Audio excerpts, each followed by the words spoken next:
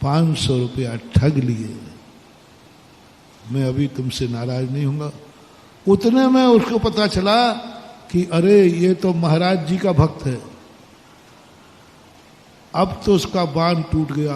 भैया देखो, महाराज के भक्तों ने ऐसा किया, अब तो आपका बांध फूट पड़ेगा। देखा आजकल महाराजों के भक्त कैसे होते, देखा सुना, और पता चला है वो पिछला शिवरात्रि भी है। अब तो उसने कहा चलो अपन महाराज से कहते, आ गया। बोले महाराज जी काय को शिविर लगा रहे हो, देखो तुम्हारे शिवरात्रि ऐसे बेईमान है, ऐसे बदमाश है, 500 रुपए का कपड़ा 1000 रुपए में दिया, यही सीखते हैं शिविर में। महानुभाव, दुनिया इतनी खतरनाक है, उनको अच्छाइयां नहीं दिखती। यदि एक शिवरार्थी ने गड़बड़ करिया बस उसी को लेके घूमेंगे, देखो शिविर में ये होता है, शिविर में ये होता है। दुनिया गौच के समान है। गौच क्या करती है? अच्छा खून नहीं पीती, वही दूध नहीं पीती, गंदा दूध पीती। पूज्यवर वीर सिंह स्वामी महाराज ने गौच के समान भी लोग दुनिया में होते, ऐसे लोग भी होते जिन्हें मात्र वही दिखेगा कि देखो ये गंदगी है, शिविर में ये होता है। आप बताओ, इतने हजारों शिवरार्थियों में 2-5 शिवरार्थियों ने गड़बड़ किया, परसेंटेज क्या आएगा? 1% भी नहीं आना। लेकिन वो गौच है ना, गौच को गौच ही दिखती है, गौच ही दिखती है। उससे कितनी भी अच्छी वस्तुएं रख दो, उससे कोई लेना देना नहीं है। इसलिए वह संसार में हर व्यक्ति धर्मात्माओं में कमी ढूंढता है। संसार की विशेषता समझना, उन्हें पापियों में कमी नहीं दिखती है, धर्मात्माओं में कमी दिखती है। धर्म में कमी दिखती है, मंदिर में कमी दिखती है, अभिषेक करने वालों में कमी दिखती है, पूजा करने वालों में कमी दिखती है, त्यागी वृत्तियों में कमी दिखती है, महाराज में कमी दिखती है, यहां तक कि भगवान में भी कमी दिखती है। संसार में कितने विचित्र लोग हैं।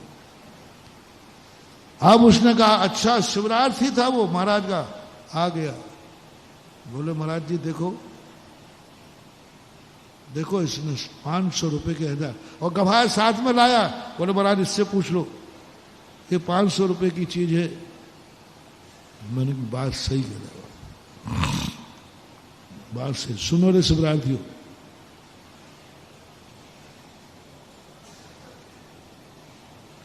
तुमने कहीं गड़बड़ किया तो मैं तुम्हारा साथ देने वाला नहीं हूं, मैं तुम्हारी जमानत लेने नहीं आऊंगा, बल्कि ये कहूंगा यदि मेरे शिवरार्थी ने गलती की है उसे कभी माफ नहीं करना, उसे पूरा साफ कर देना। यदि किसी ने मुझे कहा, और मैं तो सदा कहता हूं, क्योंकि तुम समझो कि मैं महाराज का शिवरार्थी हूं, महाराज मुझे शरण दे देंगे, जमानत दिला देंगे, नहीं दिलाऊंगा। शिवरार्थी की शिकायत यदि आ गई, ये अतिशय है। सुधा सागर का अतिशय सुनाओ।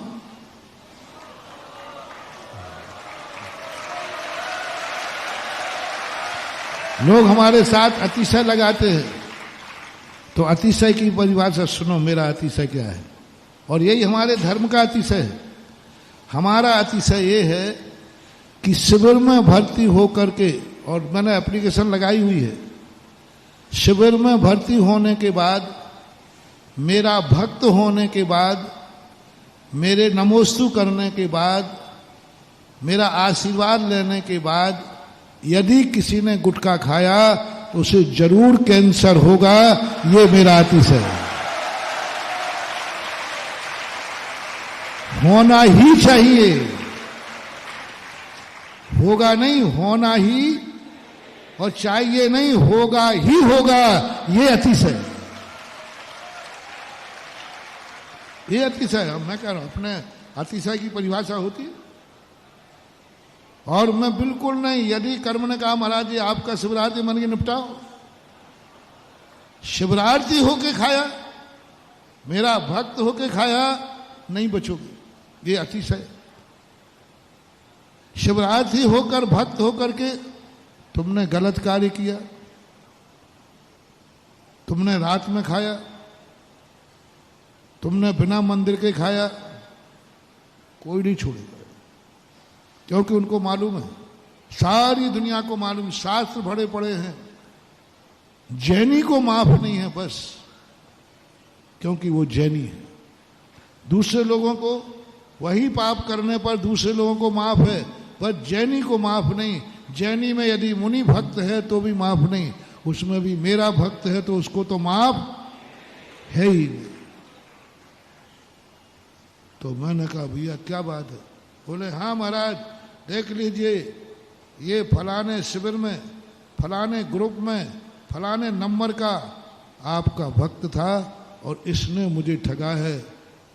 तो मैंने कि क्या करे, तुमने क्या किया? बोले महाराज मैंने तो कहा उसके मकान में आग लग जाए, दुकान में आग लग जाए, उसका बेटा। मैंने कि इतनी सब तुम दे चुके, अब हमने कि हमें क्या बचोगे, हम क्या करें? फिर भी हमने कहा, फिर भी मैंने उसका साथ दिया। जितनी बद्दुआएं तुमने दी हैं, 2 बद्दुआएं मेरी तरफ से देना, मेरी तरफ से देना कि वो एक एक कौड़ी को तरस जाए और वो इतना परेशान हो जाए कि अपनी जिंदगी के खर्चे निकालना भी मुश्किल हो जाए। ये बद्दुआ मेरी तरफ से दे देना। किसको? जिसका वो नाम लेके आया। बड़ा खुश हुआ। बोले महाराज जी आज पता चला आप बिल्कुल न्याय प्रिय हैं। आपने, मैंने तो सोचा था कि आप भक्त को बचाएंगे, कहेंगे कोई बात नहीं, हम भक्त को समझा देंगे, हम कह देंगे नहीं गुस्सा मत करो, हम तुम्हारे 500 रुपया वापस दिलवा देंगे। वो यही सोच के आया था। मैंने बोले महाराज जी आपके भक्त को आपने बद्दुआ दे दी? मैंने कि हाँ बहुत अच्छी बात है, नहीं करना चाहिए, ठगी अच्छी बात नहीं है। चला गया बड़ा खुश, बड़ा खुश। शाम को उसके यहाँ सोने चांदी की दुकान थी। शाम को एक बेचारा देहाती आया,